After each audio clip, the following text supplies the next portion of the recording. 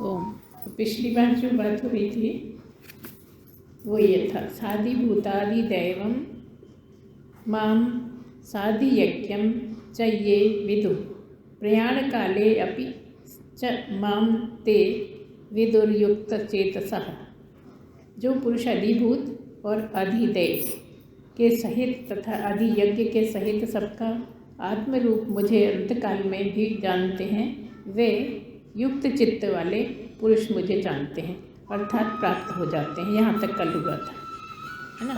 मतलब आदिदेव, आदियज्ञ, आदिभूत, ये सब के बारे में अब 7वें अध्याय में शुरू होगा।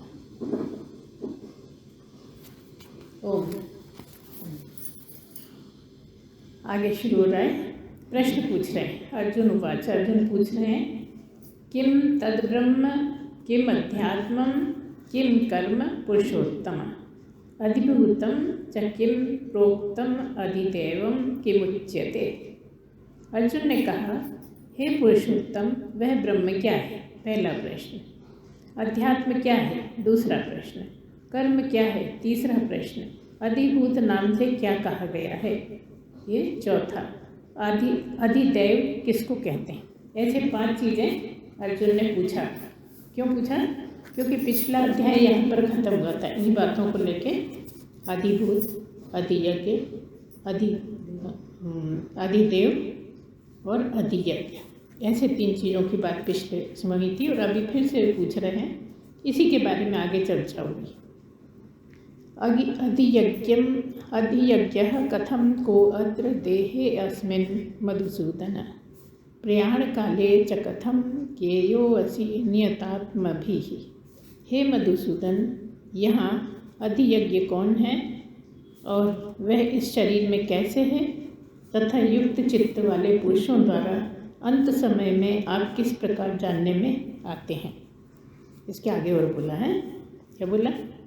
अधियज्ञ कौन है और शरीर में कैसे है और युक्त चित्त वाले मतलब जो भगवान में लगे हुए हैं ऐसे पुरुषों द्वारा अंत समय में आप किस प्रकार जानने में आते हैं। ठीक है, इसका जवाब होगा। क्या जवाब होगा? भगवान उवाच, भगवान बोलते हैं, अक्षरम ब्रह्म परमं स्वभावो अध्यात्मम उच्यते। क्या कह रहे हैं? ब्रह्म किसको बोलते हैं? मतलब ब्रह्म की बात क्या है? कह रहे हैं, अक्षरम ब्रह्म परमं स्वभावो अध्यात्म उच्यते भूत भावोद्भवत् करो विसर्गः कर्म संचितः। आगे बोलते हैं, श्री भगवान ने कहा, परम अक्षर ब्रह्म है। अपना स्वरूप अर्थात जीवात्मा अध्यात्म नाम से कहा गया है तथा भूतों के भाव को उत्पन्न करने वाला जो त्याग है वह कर्म है, वो ही कर्म नाम से कहा गया है। ऐसा बताया पहले, है ना। अक्षर का क्या है? ब्रह्म ही अक्षर है। अब जब ब्रह्म ही अक्षर बोला तो क्या समझना है? ओम, है ना। तो एक ही अक्षर में सारा कुछ समाया गया, आ ऊ और माँ। तो कहा ब्रह्म क्या है? तो कहा कि अक्षरम ब्रह्म, जो ब्रह्म है वो अक्षर कौन सा है? अक्षर किसको बोल रहे हैं? ओम को बोल रहे हैं। परम अक्षर ब्रह्म है। अपना स्वरूप अर्थात जीवात्मा अध्यात्म है। दूसरा प्रश्न था, अध्यात्म क्या है? तो कह रहे हैं, जो जीवात्मा है वो अध्यात्म कहा जाता है। कहने का मतलब ये जो आत्मा की बात है वो अध्यात्म है। जब भी चर्चा अध्यात्म की होगी मतलब आत्मा की बात हो रही है। आत्मा मतलब जीवात्मा, ठीक है। जीवात्मा अध्यात्म नाम से कहा जाता है तथा भूतों के भाव को उत्पन्न करने वाला जो त्याग है वह कर्म है। कर्म का मतलब क्या है? जो भूत हैं, भूत प्राणी मतलब जगत में जितने प्राणी हैं वो सब भूत प्राणी कहलाते हैं। तो भूत प्राणी क्यों बोलते हैं? क्योंकि वो भूत हो जाते हैं, मतलब पास्ट हो जाते हैं, जो निकल गया है हो जाते हैं, मतलब मर जाते हैं, है ना। जो भी चीज़ें उत्पन्न होती हैं और मर जाती हैं वो भूत कही जाती हैं, है ना। भूतों के भाव को उत्पन्न करने वाला जो त्याग है वह कर्म है। मतलब प्राणियों के मन में जो भाव उत्पन्न होते रहते हैं और किसी काम के लिए उत्पन्न होते हैं, ऐसे जो त्याग करके कर्म होता है, कुछ ना कुछ। एक आलसी है, तामसी आदमी आलसी है, उसमें तो कोई भाव नहीं है, बस आराम करो।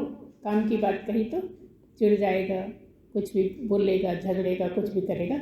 लेकिन ये कहा है कि भूतों के भाव को उत्पन्न करने वाला जो त्याग है वह कर्म नाम से कहा गया है। कर्म करने का, भूतों के भाव में जो भी भाव आते हैं और उसके लिए त्याग है, वही कर्म नाम से कहा गया है। अधिभूतम क्षरो भावः पुरुषाधिदैवतम अधियज्ञो अहमेवा पात्र देहे देहव्रताम वर। उत्पत्ति विनाश धर्म वाले सब पदार्थ अधिभूत हैं। अब आया ना क्लियर और भी हुआ कि अधिभूत क्या है। जितने भी पैदा होते हैं और मर जाते हैं, उत्पन्न होते हैं, मर जाते हैं, बनते हैं, बिगड़ जाते हैं, वो तो वस्तु हो गई। और अधिभूत की बात मतलब जो पैदा होते हैं और जो मर जाते हैं, वो क्या है, अधिभूत कहलाते हैं। जितने भी दुनिया में प्राणी हैं सब मरने और पैदा होने वाले और मरने वाले, वो कहलाते हैं अधिभूत। और अधिभाव क्या कहलाते हैं, पुरुषादि दैवतम, अधिदेव है ना।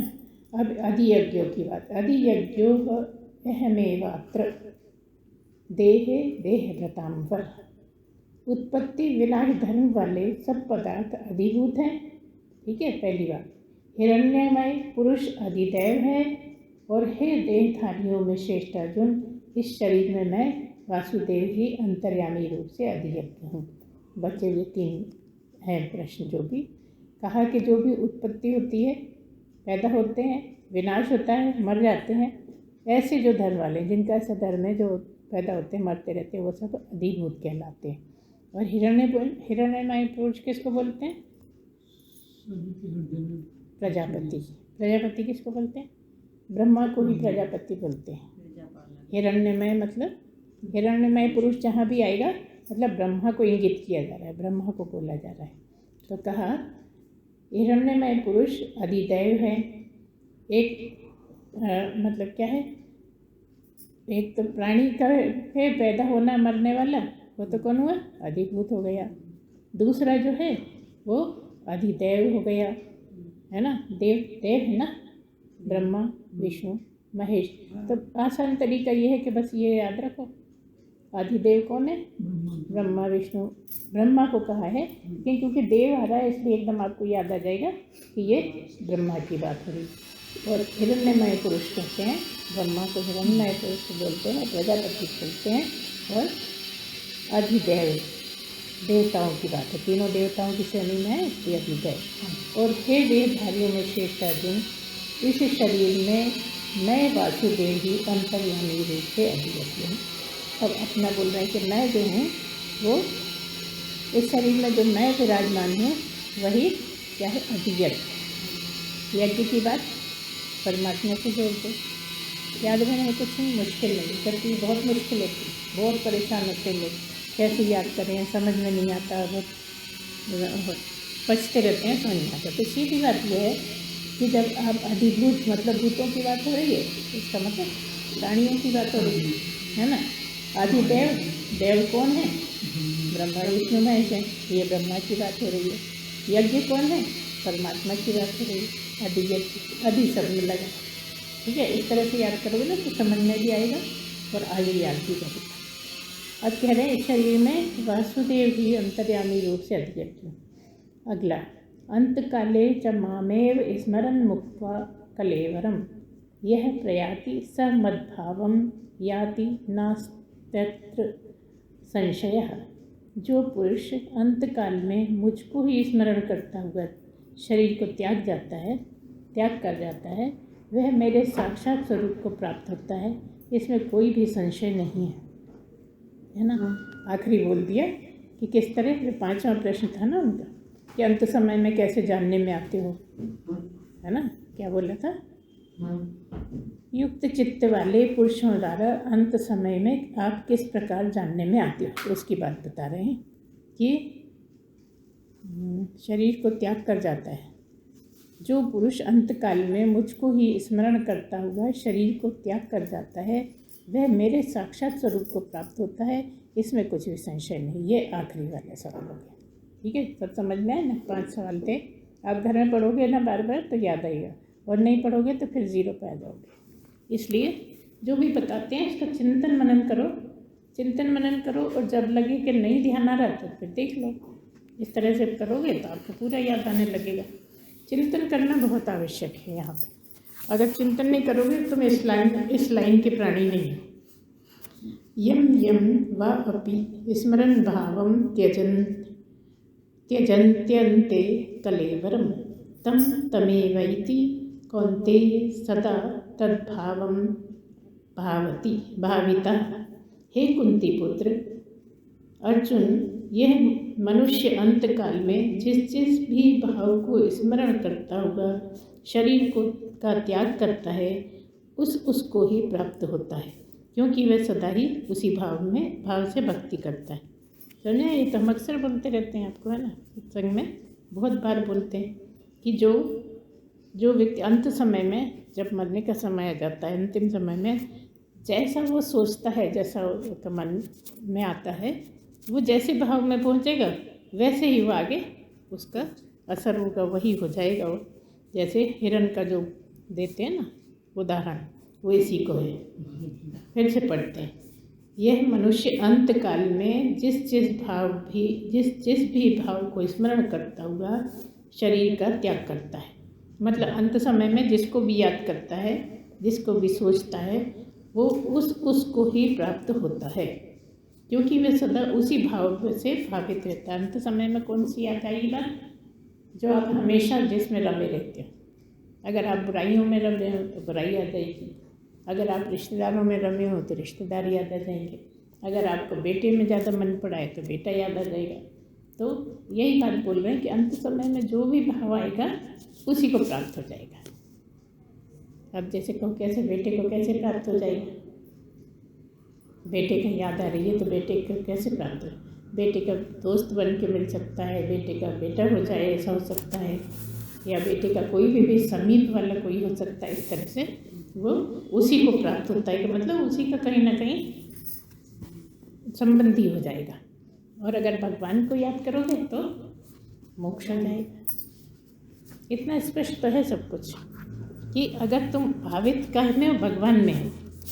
जिसमें हमेशा तुम भावित हो, प्रयत्न कर रहे हो भगवान को पाने का, और भगवान को याद करते हो, तो मरते समय भी वही याद आएगा जो हमेशा रहता है। इसीलिए तो सारे जीवन लगे रहते हैं कि मरते समय याद आ जाए, मरते समय याद आ जाए, मरते समय याद आ जाए। लेकिन मरते समय तब भी याद नहीं होता। तो इसका क्या मतलब? जहाँ आसक्ति होती है वो याद आता है, और उनको याद होता है तो उसी को प्राप्त हो जाते हैं जो आप याद करते हो, क्योंकि वह सदा उसी भाव से भावित रहता है। ठीक है, नेक्स्ट। तस्मात् सर्वेषु कालेषु माम अनुस्मर युद्ध च मय्यर्पित मनोबुद्धिर मामे वैश्यस्य संशयम्। अर्जुन, हे अर्जुन, तू सब समय में निरंतर मेरा स्मरण कर। इसीलिए क्योंकि ये बताए ना ऊपर कि जिसको याद करेगा उसी के पीछे चला जाएगा, तो इसलिए कह रहे हैं कि हे अर्जुन, सब समय, पूरे समय में निरंतर भगवान का ही स्मरण कर। और यहाँ क्या कह दिया? निरंतर मेरा स्मरण कर और युद्ध भी कर। यहाँ कितना स्पष्ट हो गया, जो हमेशा बोला करते हैं हम कि कुछ भी काम करते हो तो आपको कुछ अलग से नहीं करना है। जब भी आप कुछ काम करते हो तो आपको कुछ बातें दिमाग में आती रहती हैं। तो कहते हैं कि कुछ बातें दिमाग में नहीं, परमात्मा ही दिमाग में। हाथ से काम चल रहा है, दिमाग में परमात्मा। आपको फिर काम कैसे करेंगे? काम तो वैसे भी तुम करते हो, उसको अलग से दिमाग की जरूरत नहीं पड़ती है, सब होता रहता है। लेकिन जो तुम अलग से सोचते हो वो मत सोचो, परमात्मा की याद में रहने का आदत डालो, लगातार भगवान के स्मरण में रहने की आदत डालो। बार बार यही कहते हैं, तू सब समय में निरंतर मेरा स्मरण कर और युद्ध भी कर। युद्ध भी करने का मतलब है अपने काम में लगा, अपना काम भी कर। जहाँ भी युद्ध भी कर की बातें, काम में भी लगा रहे। इस प्रकार, क्योंकि युद्ध वाले काम के लिए तैयार कर रहे हैं ना उसको, कि युद्ध के लिए पीछे हट रहा था, तो इस तरह से कह रहे हैं कि तू युद्ध भी कर। इस प्रकार मुझ में अर्पण किए हुए मन बुद्धि से युक्त होकर तू निस्संदेह मुझको ही प्राप्त होगा। फिर वही ऊपर वाली बात बोल दी है ना, कि अगर मन बुद्धि से तू मुझ में लगा हुआ है तो मुझे ही प्राप्त होगा। और कहा था कि जिसमें तू लगे लगा रहेगा उसी को प्राप्त होगा, कहा था ना पहले। अब ये कह रहेगा मुझको कुछ याद करता है, मेरी याद में रहता है, उसकी प्रैक्टिस कर ली तो फिर आखिरी समय में मेरी याद आएगी, और जब मेरी याद आएगी तो मुझे ही तो प्राप्त होने के लिए प्रयास कर रहा है। पूरे जीवन पर मुझे ही प्राप्त होने के लिए या मुझको प्राप्त करने के लिए एक ही बात है। मुझे ही प्राप्त होने का क्या मतलब है? मैं तुझको प्राप्त हूँ या तू मुझको प्राप्त हो जाए, है ना? इसी तरह की बात है। अगला, अभ्यास योग युक्तेन चेतसा नान्यगामिना परमं पुरुषं दिव्यं याति पार्थं चिंतयन्। हे पार्थ, यह नियम है कि परमेश्वर के ध्यान के अभ्यास रूप योग से युक्त दूसरी ओर न जाने वाली चित्त से निरंतर चिंतन करता हुआ मनुष्य परम प्रकाश रूप दिव्य पुरुष को अर्थात परमेश्वर को प्राप्त होता है। उसी को फिर और दोबारा जहाँ भी दोबारा बोलने की बात आती है, मतलब उसी को पक्का कर रहे हैं। कह रहे हैं कि ये नियम है, ये प्रकृति का नियम है और भगवान का नियम है, और संसार के लिए यही नियम है कि परमेश्वर के ध्यान का अभ्यास करता रहे, हर वक्त भगवान की याद में डूबा रहे। अगर भगवान को चाहते हो, अगर मोक्ष चाहते हो, तो इस तरह से जीना पड़ेगा कि योग से युक्त दूसरी ओर न जाने वाली चित्त, मतलब ध्यान इधर उधर न जाए, दूसरी ओर न जाने वाली चित्त के निरंतर चिंतन करता हुआ, मतलब और कहीं की चिंतन नहीं करो, परमात्मा का ही चिंतन करो तरह तरह से, जैसे भी आपसे बने। मनुष्य परम प्रकाश रूप दिव्य पुरुष को अर्थात परमेश्वर को ही प्राप्त होता है। जिस तरह से बताया, इस तरह से चलने में आपका काम बहुत आसान हो जाएगा। आप जो चाह रहे हो आपको मिल जाएगा, आपकी जो कामना है वो पूरी हो जाएगी। जबकि कामना रहित हो, हमने आपको ये भी बताया कि जगत की कामनाएं जो हैं उनको हटाने के लिए भगवान की कामना करनी पड़ती है। जगत में तरह तरह की कामनाएं ना, ऐसा हो जाए, ऐसा हो जाए, भगवान ये कर देना, वो कर देना। जो इतनी कामना है उनको हटाने के लिए पहले जगत की तो हटाओ, तब फिर आगे की। उनको हटाने के लिए परमात्मा की कामना करनी पड़ती, और बाद में परमात्मा की कामना भी नहीं करनी है। यहाँ मुश्किल होती है ना कि कामना की तो आदत है, मैं जगत की वस्तुओं की कर रहे थे, धीरे धीरे परमात्मा की करने लगे, जबकि परमात्मा की कामना ही करना बड़ा मुश्किल काम है। तो आखिरी में आपको किसी की कामना नहीं करनी, किसी को याद नहीं करना, अपने में ही रहना। इस तरह का ऐसा जो करता है उसको परमात्मा प्राप्त हो जाते हैं। कविम पुराणम अनुशासिता मनोरहीयानां सन्मुख अनुस्मरेद्यः सर्वस्य धातारं चिन्तय रूपम आदित्यवर्णम तमसा परस्तात्। जो पुरुष सर्वज्ञ, अनादि, सबके नियंता, सूक्ष्म से भी अति सूक्ष्म, सबके धारण पोषण करने वाले, अचिंत्य स्वरूप, सूर्य के सदृश नित्य चेतन प्रकाश रूप और अविद्या से अति परे शुद्ध सच्चिदानंद घन परमेश्वर का स्मरण करता है। क्या बोला? जो पुरुष सबको जानने वाला, सर्वज्ञ परमात्मा के लिए आता है ना। आप अल्पज्ञ हैं और परमात्मा सर्वज्ञ है। अनादि, अनादि का मतलब जिसका आदि नहीं है, जिसका अंत नहीं है। अनादि कह के दोनों का आ गया, अनादि अनंत, जिसका आदि भी नहीं है और अंत भी नहीं है। ऐसे नियंता मतलब सबको चलाने वाले। नियंता का मतलब है अंतर्यामी रूप से सब प्राणियों के शुभ और अशुभ करके कर्म के अनुसार शासन करने वाला, मतलब वही चलाने वाला। नियंता का मतलब सीधा है परमात्मा की बात कर रहे हैं, जो चलाने वाला है, सारी दुनिया को जो चलाता है। जबकि एक तरह से आप बात करो तो परमात्मा कुछ करते ही हैं, लेकिन एक जगह ब्रह्मा के रूप में कर रहे हैं, एक जगह विष्णु के रूप में कर रहे हैं, एक जगह शिव के रूप में कर रहे हैं, और एक जगह प्रकृति के रूप में अर्थात ईश्वर के रूप में कर रहे हैं भाई, और हैं अकर्ता। इन चीज़ों का ध्यान रखना पड़ता है। जो अकर्ता है वो कर रहा है किसके द्वारा? ब्रह्मा के द्वारा, विष्णु के द्वारा, शिव के द्वारा, है ना, और चौथा प्रकृति के द्वारा, अर्थात आप कहो ईश्वर के द्वारा।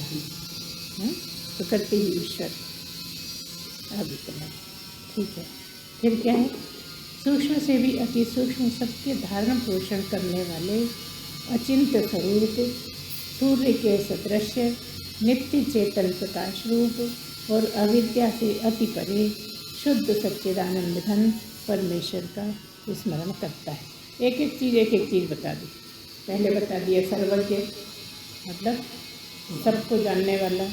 फिर बता दिया अनादि, अकेला अनादि के अनादि अनंत दोनों की बात करेंगे, जिसकी कोई आदि नहीं है, जिसका कोई अंत नहीं है। नियंता, जो सबको चलाता है।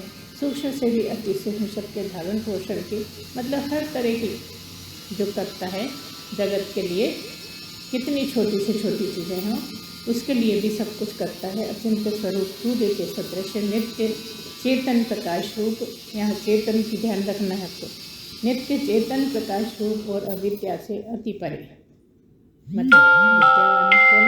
एक ही है, परमात्मा। अविद्या किसके पास है? हमारे पास, है ना।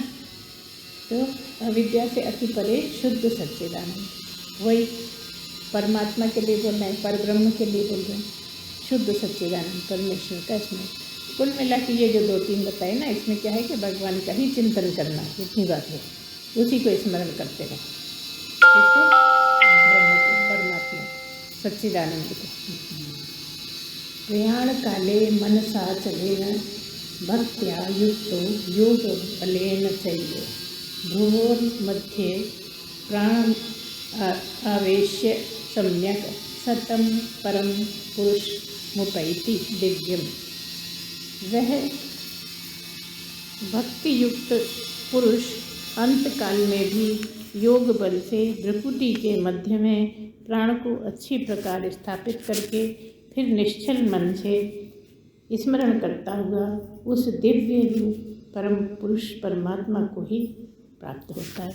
अब ये थोड़ा सा और इसमें बढ़ गया, क्या हुआ कि प्रयाण काल मतलब मृत्यु के समय जो परमात्मा है, अंतकाल में आपको किस तरह से जब समझ में आ जाता है, जब मृत्यु आती है तो हर आदमी को समझ में आ जाता है कि अब मेरा निकट आ गया मरण काल। तो किस तरह से करना है? भ्रुकुटी के मध्य में, यहाँ पे ध्यान लगाना है, जिसको भी समझ में आ जाए। अगर इस तरह से मरे, कई जैसे सोते मर जाते हैं, कई अगर जाग रहे हैं होश में, तो इधर उधर को जो याद करते हैं उनकी बात कर रहे हैं, उनको हटा के आप कहाँ पे स्थित हो जाओ? दोनों भवों के बीच में, भ्रुकुटी के मध्य में, मतलब दोनों भवों के बीच में प्राण को अच्छी प्रकार स्थापित करके आपके प्राण जो हैं वो यहीं पर ही रहें उस टाइम। आपके चिंतन वहीं रहे, आपके सोच वहीं रहे, आपका मन वहीं रहे, सब कुछ वहीं रहे, और इस तरह से प्राण को वहीं पे स्थिर करके फिर निश्चल भाव से, मतलब बिना हिले, निश्चल का जो मतलब होता है बिना हिले डुले। तो ये कहा है बिना हिले डुले किसके लिए बोला है? शरीर के लिए, मन के लिए बोला है कि मन स्थिर कर लो। दोनों प्राण ये जो है भ्रुकुटी, उनके मध्य में बिना हिले डुले बिल्कुल स्थिर भाव से आप अगर रहेंगे, बने रहेंगे उस टाइम पे, मरण के काल समय में, और परमात्मा को याद करते हुए रहेंगे, तो आप उस परमात्मा को प्राप्त हो जाएंगे। वो परमात्मा आपको प्राप्त हो जाएगा। परमात्मा को ही प्राप्त होता है, मतलब आपको परमात्मा प्राप्त हो जाता है। यदक्षरम वेद विदो वदन्ति विशन्ति यद्यतयो वीतरागा यदिच्छन्तो ब्रह्मचर्यं चरन्ति तत्ते पदम संग्रहेण प्रवक्ष्ये। वेद के जानने वाले विद्वान जिस सच्चिदानंद घन रूप परम पद को अविनाशी कहते हैं, आसक्ति रहित यत्नशील सन्यासी महात्मा जन जिसमें प्रवेश करते हैं, और जिस परम पद को चाहने वाले ब्रह्मचारी लोग ब्रह्मचर्य का आचरण करते हैं, उस परम पद को मैं तेरे लिए संक्षेप से कहूँगा। परम पद की ही बात हो रही, तब भी कह रहे हैं कि अब मैं और आगे तुझे बताऊँगा इसी के बारे में। परम पद क्या है? परमात्मा को पा लेना ही परम पद है। ब्रह्म को समझ जाना ही ब्रह्म पद है। ब्रह्म को समझ लेना ही परमात्मा को पा लेना है। कैसे समझ लेना, पा जाना, क्या मतलब है? जान ही तुम ही हो ही जाइए। जब तुमको जानते हैं तो तुम्हारा ही रूप धारण हो जाता है, तुम ही बन जाते। सब इंद्रियों के द्वारों को रोक कर तथा मन को हृदय में स्थिर करके फिर उस जीते हुए मन के द्वारा प्राण को मस्तक में स्थापित करके परमात्मा संबंधी योग धारणा में स्थित होकर जो पुरुष ओम इस एक अक्षर रूप ब्रह्म को उच्चारण करता हुआ और उसके अर्थ स्वरूप मुझ निर्गुण ब्रह्म का चिंतन करता हुआ शरीर को त्याग कर जाता है, वह पुरुष परम गति को प्राप्त होता है। वही बात बोली जो अभी हमने बोली कि मृत्यु के समय में अपने मन को, अपने समझ को, अपने मतलब कुल मिला के अब दोनों भवों के बीच में अब स्थिर करके मन को बिना चंचल होने देने में और वहीं पर ध्यान लगा के परमात्मा की याद में अगर रहें तो आप क्या होगा कि भगवान के चिंतन करते हुए जब आप परम गति को प्राप्त हो गए तो परम गति क्या है?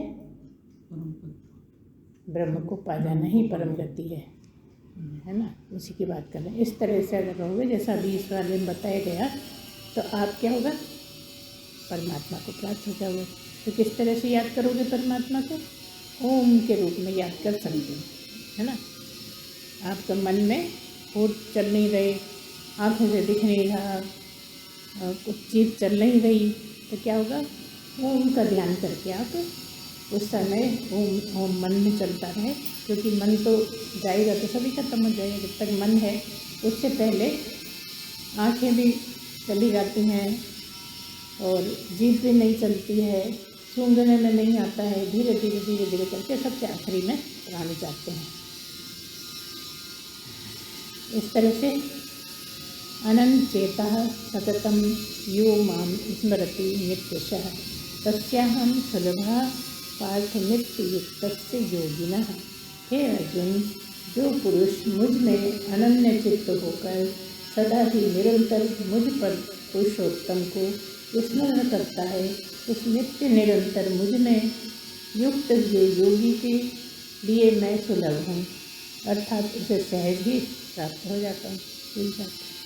लगातार परमात्मा में जो रहेगा उसको परमात्मा को पाना सुलभ है, बहुत आसान है। कुल मिला के इतना मतलब हो रहा है कि जो लगातार मेरे में चित्त लगाता है, जो निरंतर मुझको ही भजता है, जो पुरुषोत्तम को स्मरण करता है, तरह तरह से वही बात बोलिए, उस नित्य निरंतर मुझ में युक्त हुए योग को, जो हमेशा ही सदा ही मुझ में ही लगा रहता है, ऐसे मनुष्य को मैं बहुत आसानी से प्राप्त हूँ। मतलब वो मुझे पा सकता है, मैं उसे पा सकती हूँ, अर्थात उसे सहज ही प्राप्त हो जाता है, स्वयं ही बोल रहा। और आगे मामुपेत्य पुनर्जन्म दुखालयम अशाश्नुतं नाप्नुवन्ति महात्मानः संसिद्धिं परमां गतः।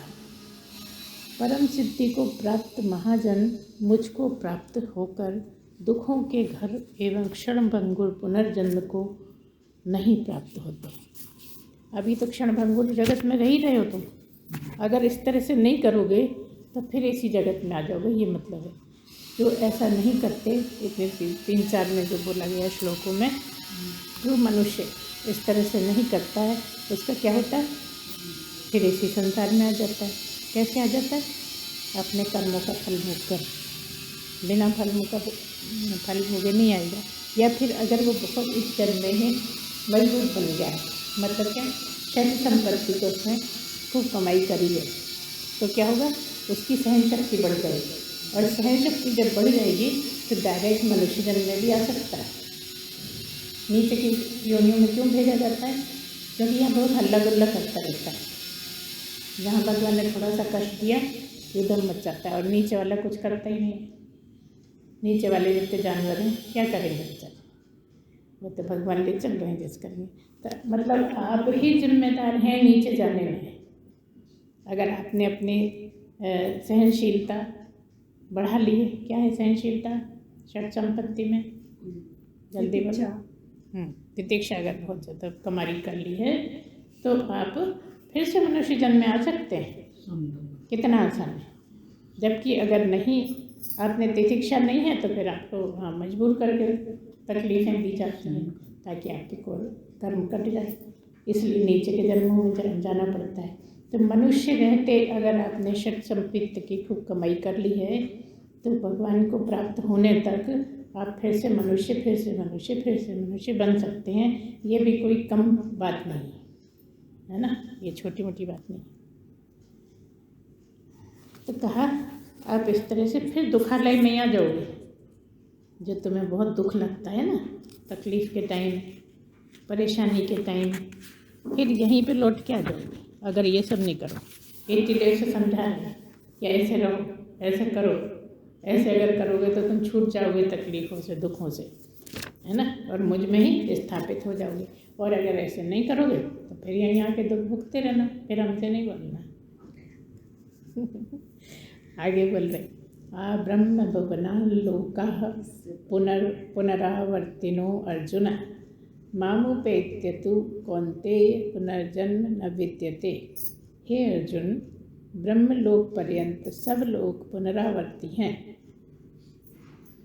परंतु हे कुंती पुत्र, मुझको प्राप्त होकर पुनर्जन्म नहीं होता, क्योंकि मैं कालातीत हूँ और ये सब ब्रह्मादिक लोग काल के द्वारा सीमित होने से अनित्य हैं।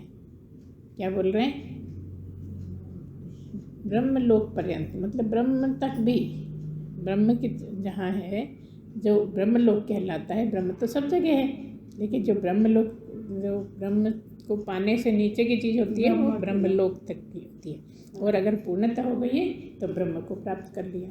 तो कुछ लोग ब्रह्मलोक घूम के भी आ जाते हैं, है ना, अलग अलग बहुत सारे लोग हैं ना, इंद्रलोक, ब्रह्मलोक और चंद्रलोक और लोकी लोक तो उनको घूम के जैसे आ जाते हैं। तो ये कह रहे हैं कि अगर ब्रह्मलोक पर्यंत, ब्रह्मलोक तक की भी बात है कि अगर ब्रह्मलोक भी चले गए तो भी लौट के फिर कहाँ होगे? यहीं आ जाओगे। मतलब क्या चाहिए? ब्रह्म को ही पालो, ब्रह्म को ही समझ लो, ब्रह्म में ही लय हो जाओ, तब तुम सब इसमें पुनरावृत्ति मतलब बार बार ब्रह्मलोक पर्यंत सब लोग पुनरावृत्ति है। मतलब ये सब ऐसे हैं जिनमें फिर आना जाना चलता रहता है, लेकिन ब्रह्म का जो है वो एक बार पहुंच गए तो अब ना आना है ना जाना है। परंतु हे कुंती पुत्र, मुझको प्राप्त होकर, वही ब्रह्म होकर, अब क्या है कि ब्रह्म होकर, ब्रह्म होने तक की बात है, पुनर्जन्म होता ही नहीं। एक बार आप ब्रह्म हो गए तो फिर ब्रह्म कहाँ है? पुनर्जन्म। पुनर्जन्म तो जब तक है जब तक आप ब्रह्म ना हो पाओ, ब्रह्म को ना समझ पाओ। एक बार ब्रह्म हो गए, अब कुछ ना आना है न जाना है। मुझको प्राप्त होकर पुनर्जन्म नहीं होता, वही बातें स्पष्ट कर रहे हैं। क्योंकि मैं कालातीत हूँ, क्योंकि मैं काल से भी परे हूँ। काल मेरा कुछ नहीं बिगाड़ सकता। अगर काल है तो मैं महाकाल हूँ। और ये सब ब्रह्मादिक, ये सब लोक हैं, इस लोक में चले गए, उस लोक में चले गए, उस लोक में चले गए, घूम घाम के फिर यहीं आना है। और एक बार ब्रह्म में लय हो गए तो फिर ब्रह्मलीन हो गए। अब तो लीन हो गए, अपना आना जानना। सोचिए कितना अच्छा बताया। कालातीत हूँ मतलब मैं काल का विकाल महाकाल हूँ। और ये सब ब्रह्मादिक लोग जो हैं काल के द्वारा सीमित होने से अनित्य है। क्या मतलब है? ये जितने भी हैं इनका अंत है, ये कहना चाह रहे हैं। अगर कहीं अंत नहीं है तो एक ब्रह्म का ही अंत नहीं है, क्योंकि सब खत्म हो जाते हैं और ब्रह्म तब भी रहता है ना। तो उसी की बात कर रहे हैं कि अगर अमर होना है तो मेरे तक आ जा, मुझ में समा जा, मुझ में लय हो जा, मुझ में लीन हो जा। ये सब सीमित है और अनित्य है। नित्य कौन है? एक ब्रह्म। सहस्त्र युग पर्यंतम अहर्त ब्रह्मणो विदुः रात्रिम युग सहस्त्रांताम ते आत्रो रात्र विदो जनाः। ब्रह्मा का जो एक दिन है उसको 1000 चतुर्युगीत की अवधि वाला और रात्रि को भी 1000 चतुर्युगीत की अवधि वाला जो पुरुष तत्व से जानते हैं वे योगी जन काल के तत्व को जानने वाले हैं। वही बात है जो कहते हैं ना, ब्रह्मा का एक दिन बहुत लंबा होता है, अपने एक दिन जैसा नहीं होता है। कह रहे हैं ब्रह्मा का जो एक दिन है उसको 1000 चतुर्युग जो होते हैं 4 युग के बाद भी इतना लंबा समय होता है एक दिन के लिए ब्रह्मा जी, हाँ, है ना। और रात्रि को भी 1000, ये एक 4 युग तक की बात थी और ये 1000 की बात है। रात्रि को भी 1000 चतुर्युग, एक चतुर्युग और 1000 चतुर्युग, समझ गए? इतनी लंबी रात होती, इतना लंबा दिन होगा ब्रह्मा का। तो परमात्मा का तो है ही नहीं, न दिन है न रात है, सदा जो है वो परमात्मा है। तो ये कह रहे हैं खाली ब्रह्मा की बात कर सकते हैं, ब्रह्म की क्या बताए? वो तो अनंत है, अनादि है ना, जिसका अंत होता ही नहीं है, ऐसा है।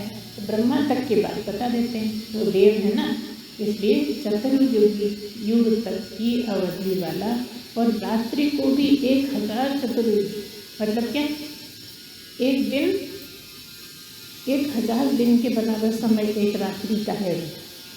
दिन तो दिन है ही बहुत बड़ा, रात्रि और भी 1000 चतुर्युगीत की अवधि वाला जो पुरुष तत्व से जानता है वे योगीजन काल के तत्व को जानने वाले हैं। मतलब ब्रह्मा को समझो पहले, फिर परमात्मा को समझो जो अनंत है, जिसका कोई अंत ही नहीं, उसका न दिन है न रात, सदा ही जो है, दिन भी है रात भी है, आते हैं जाते हैं, मगर वो न आता है न जाता है, जो सदा बना रहता है। कितनी बार युग बदल जाते हैं और विसर्जन हो जाता है, प्रलय आ जाता है, कितने ही बार, लेकिन उसको कोई फर्क नहीं पड़ता, कोई चेंज नहीं आता उसमें। कौन है? ब्रह्म। कहाँ हो आप लोग? अव्यक्तादव्यक्तः सर्वा प्रहन्त्य परागमे रात्रागमे प्रलीयन्ते तत्रैवाव्यक्त संज्ञके। संपूर्ण चराचर भूतगण ब्रह्मा के दिन के प्रवेश काल में अव्यक्त से अर्थात ब्रह्मा के सूक्ष्म शरीर से उत्पन्न होते हैं। और यहाँ पे बताया, क्या बताया? जगत किससे खड़ा हुआ? ब्रह्मा से, है ना। सबसे बनाया गया, जो प्राणियों को बनाने की बात हो रही है यहाँ पे, ये जो है संपूर्ण चराचर में कहोगे, संपूर्ण चराचर भूतगण ब्रह्मा के दिन के प्रवेश काल में अव्यक्त से अर्थात ब्रह्मा के सूक्ष्म शरीर से उत्पन्न होते हैं और ब्रह्मा की रात्रि के प्रवेश काल में उस अव्यक्त नामक ब्रह्मा के सूक्ष्म शरीर में ही लीन हो जाते हैं। अब समझ में आई बात? क्या कह रहे हैं कि जब इसका शुरू होता है, ब्रह्मा का दिन शुरू होता है, उसमें तो सब आ जाते हैं, संसार बन गया, सब आ गए। और जब ब्रह्मा की रात होती है तब सब चले जाते हैं। समझ में? मतलब ये है कि जब से जगत बनता है और जगत खत्म होता है, ब्रह्मा का एक दिन, आपका कितने ही जन्म हो जाते हैं, कितने ही जन्म हो जाते हैं, वो एक दिन ही चल रहा है ब्रह्मा का। अपन रात्रि किसको बोल रहे हैं? जब प्रलय हो जाती है और आप सूक्ष्म रूप से होते हैं, संसार नहीं होता, कुछ भी नहीं होता, लेकिन आप होते हैं। क्यों होते हैं? क्योंकि आपने मोक्ष प्राप्त नहीं करा। सूक्ष्म रूप से होते हैं, सूक्ष्म रूप मतलब सूक्ष्म शरीर, आप तब भी होते हैं। और आपका जो सूक्ष्म शरीर है उस रूप में जब वहाँ रहते हैं, वो ब्रह्मा का रात्रि काल होता है, सोए रहते हैं। आप उसी में रहते हो। और ब्रह्मा जी और ब्रह्म में फ़र्क ध्यान से देना, कहीं कुछ गलत निकल जाए तो आप गलत समझ लोगे। तो ब्रह्मा जब सोते हैं उतने टाइम आप भी एक तरह से सूक्ष्म रूप में सोए रहते हैं। फिर से बनता है संसार, जब फिर से बनता है तब फिर प्राणियों का फिर आना शुरू होता है। सबसे पहले कौन सा युग आता है? सतयुग आता है। तो जो यहाँ पर प्रलय होने से पहले जिनने अपना बहुत अच्छी स्थिति कर ली थी वो सतयुग में भेजे जाते हैं। सतयुग में बहुत अच्छे अच्छे लोग आते हैं ना। तो जो नींद पूरी हो गई है उनकी, फिर भगवान उठा के जाओ जगत में, उनको भेजा जाता है। फिर जब त्रेता क्या द्वापर नहीं, सतयुग के बाद द्वापर, सही बता देना। हाँ, द्वापर की बुद्धि वाले भेजे जाते हैं। अब क्या होता है कि वो बहुत कोशिश करते हैं, लेकिन कोई कोई फिर ब्रह्म को पा सकता है। अब जैसे सब लोग कहते हैं इतने लोग कहाँ से आ जाते हैं, सब सूक्ष्म रूप में हैं, या तो ब्रह्म में लय हो गए हैं या फिर सूक्ष्म रूप में हैं। तो जो सूक्ष्म रूप में हैं, जिनकी जैसी तपस्या है उस युग में भेजे जाते हैं भगवान के द्वारा। फिर उसमें जो तपस्या करके ब्रह्म को पा लेते हैं, उनका आना जाना बंद हो जाता है, वो ब्रह्म में लय हो जाते हैं। और जैसा जैसा होता है ऐसा कलयुग में आते हैं, कलयुग में ख़त्म होते हैं, फिर सतयुग आता है। कितनी बार सतयुग और कलयुग आ जाता है, सोचिए। ब्रह्म का सोच लीजिए आप, ऐसा है ब्रह्मा का एक ही दिन चलता रहता है।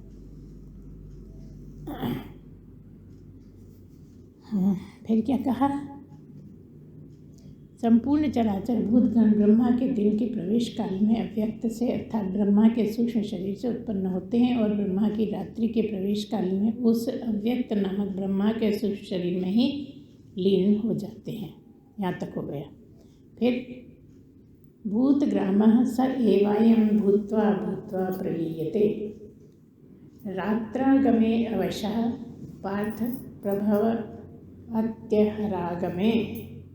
हे पार्थ, वही यह भूत समुदाय उत्पन्न होकर, कई बार उत्पन्न होते हैं कई बार मरते हैं, यह भूत समुदाय उत्पन्न होकर प्रकृति के वश में हुआ रात्रि के प्रवेश काल में लीन होता है और दिन के प्रवेश काल में फिर उत्पन्न होता है। इस तरह से चलता रहता है, चक्र चलता रहता है कि हजारों बार पैदा होता है, हजारों बार मरता है, लेकिन ब्रह्म को पाने की इच्छा बड़ी मुश्किल से होती है। इतने चक्कर लगाता रहता है, दुख झेलता रहता है, दुखों को गालियाँ देता रहता है कि इतने दुख दे दिए भगवान ने, ऐसा कर दिया, लेकिन प्रयत्न नहीं करता। प्रयत्न तो कोई हजारों में एक करता। और इतने सारे जब प्रयत्न करने वाले इकट्ठे हो जाएँ, हजारों प्रयत्न करने वाले हो, फिर उनमें से एक प्राप्त करता है। इतना कठिन है। मतलब क्या, वो सब आते हैं जाते हैं, आते हैं जाते हैं, भगवान को गालियाँ देते देते चले जाते हैं। तो इस तरह से चक्र चलता रहता है। आगे का परस्त स्मार्तु भावो अन्यो अव्यक्तो अव्यक्ता सनातनः यह सर्वेश भूतेषु नश्यत्सु न विनश्यति। अच्छा, उस अव्यक्त से भी अति परे दूसरा अर्थात विलक्षण जो सनातन अव्यक्त भाव है, वह परम दिव्य पुरुष सब भूतों के नष्ट होने पर भी नष्ट नहीं होता।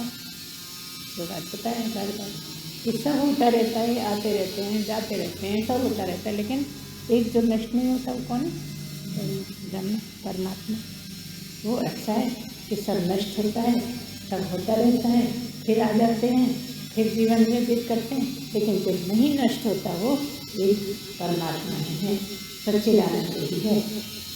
ये आज का यही जो वाणी को विराम देते हैं, अगली बार इससे आगे करेंगे। सच्चिदानंद भगवान की जय, सद्गुरुदेव भगवान की जय। ओम शांति शांति शांति। सच्चिदानंद भगवान की जय। सद्गुरुदेव भगवान